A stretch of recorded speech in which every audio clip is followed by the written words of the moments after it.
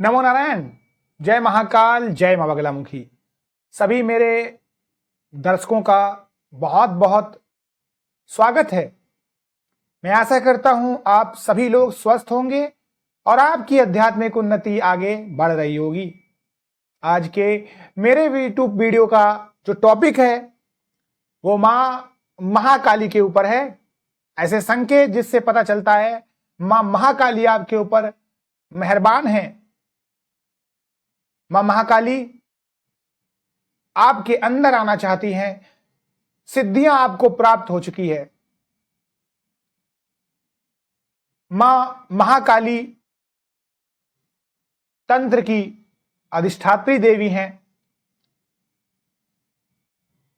तंत्र के जनक शिवजी, देवों के देव महादेव की धर्मपत्नी है।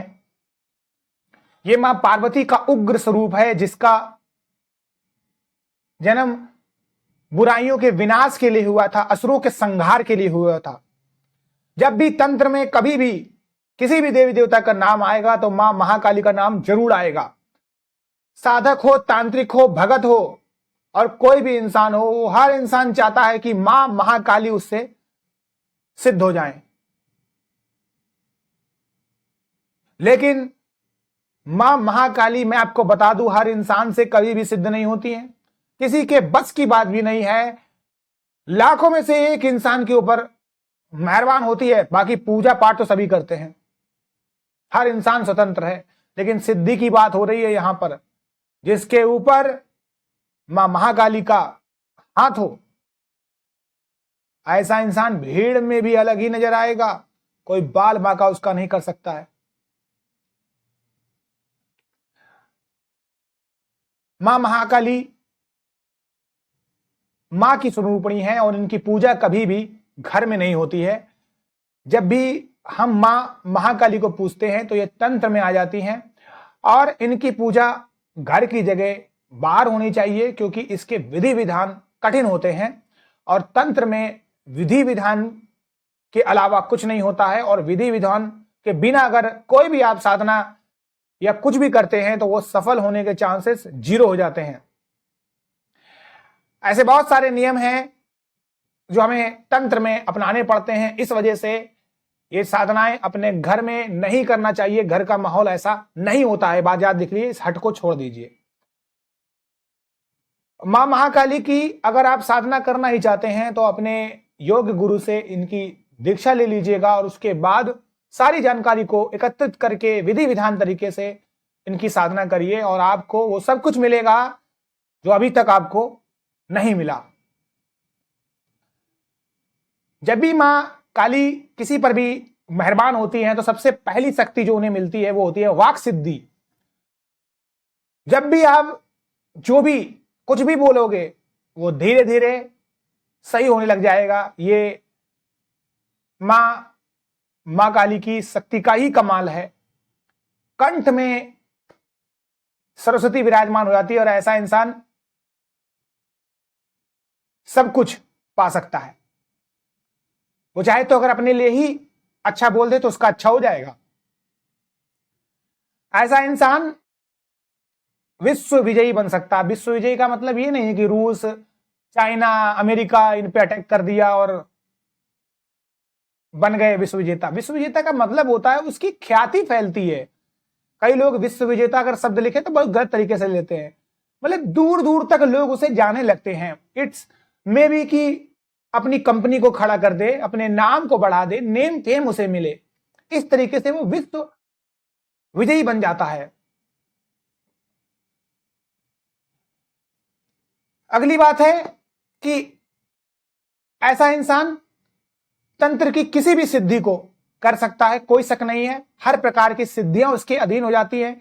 सभी समस्त अप्सराएं उसके अधीन होती हैं, सभी प्रकार के गण उसके अधीन होते हैं और जो कुछ भी उसे चाहिए होता है वो मिल जाता है। ऐसे इंसान का प्रमोशन जल्दी जल्दी हो जाता है। अपने मन मुताबिक घर के पास प्रमोशन पा लेता है, स्थानांतरण पा लेता है, सैलरी में उसके इंक्रीमेंट होता है, पद में इंक्रीमेंट होता है, देश विदेश की यात्राएं करते हैं, वीजा होता है फंसा हुआ वो लग जाता है, कोर्ट कचहरी से निकल आता है और ऐसा इंसान किसी भी मेडिकल इमरजेंसी को चुटकी में हराकर बाहर आने की क्षमता रखता है। मां महाकाली की शक्ति से आपके घर में नन्हे मुन्ने रत्न की किलकारी गूंज सकती है, जिनकी कोख सुनी है वो भर सकती है। ऐसा इंसान भविष्य को देख सकता है, ऐसे इंसान को दिव्य चक्षु मिल जाते हैं। ऐसा इंसान जब भी खड़ा हो जाएगा दुश्मन उसके सामने कांपने लग जाएगा, कुछ ऐसा हो जाएगा कि दुश्मन भाग खड़ा होगा।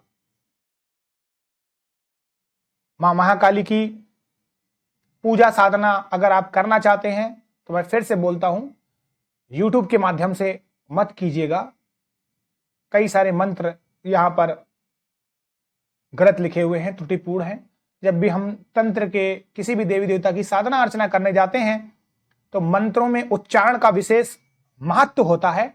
और मां महाकाली की साधना अगर आपको करनी है तो आप अगर पुरुष हैं तो 41 दिन की करें और स्त्री हैं तो 21 डेज की करें, और घर में मत करें हो सके, क्योंकि घर में कई बार ऐसा होता है हम ब्रह्मचर्य का पालन नहीं कर पाते हैं, कोई हमें टोक देता है, अपने हाथ से खुद ही हम चीजों को गंदा कर देते हैं, सामग्री को हमारे कोई हाथ लगा के डिस्टर्ब कर देता है। आवाज के कारण, गाली गलौज के घर के माहौल के कारण एक तरफ घर की गृहिणी हो या पुरुष हो, घर में अच्छा अच्छा काम कर रहे, दूसरी तरफ फिर से लड़ाई दंगा हो रहा है और दिमाग वैसे ही जा रहा हो। दिमाग का पूरा खेल है। कई कई घर में ऐसे होते हैं कि स्त्रियां खूब सारी पूजा पाठ करती हैं लेकिन मर्द दारू पी के आते हैं, अल्कोहल का सेवन करके आते हैं, गाली गलौज करते हैं, तो जितनी पूजा ऊपर उठती है उतनी वो सब बराबर हो जाती है।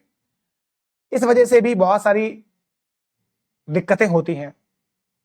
इसीलिए हमेशा शास्त्रों में, तंत्रों में लिखा गया है कि साधनाएं ऐसी उच्च कोटि की हमेशा सुनसान जगहों पर होती है। इसीलिए अघोरी लोग शमशान स्थान चुनते हैं और इससे शांत स्थान कोई है ही नहीं। लेकिन आपको शमशान चुनने की जरूरत नहीं है। आप निर्जन स्थान पे, एकांत में, पर्वतों के पास, झील के पास, नदियों के पास, तालाब के पास, नहर के पास, जंगलों में, जहां पर भी प्राकृतिक चीजें हों, फसलें हों, वहां पर भी आप बैठ कर सकते हैं, बरसाते कोई डिस्टर्ब ना करे। मैं आशा करता हूं आपको मेरा आज का ये वीडियो पसंद आया होगा। जो लोग मेरे चैनल पर नए आए हैं वो इस वीडियो को लाइक और शेयर जरूर करिएगा। ऐसे ही मैं ज्ञानवर्धक वीडियो आपको बनाता रहूंगा। इस वीडियो को अगर आप सपोर्ट करेंगे तो चैनल आगे बढ़ेगा, अच्छे लोगों तक पहुंचेगा और भी लोगों तक पहुंचेगा, उनको फायदा मिलेगा और आपको भी कुछ सीखने को मिलेगा। इसी के साथ मुझे इजाजत दीजिएगा। आप सभी लोग खुश रहें, स्वस्थ रहें और आपकी आध्यात्मिक उन्नति होती रहे। नमो नारायण। जय महाकाल, जय मां बगलामुखी, जय मां काली।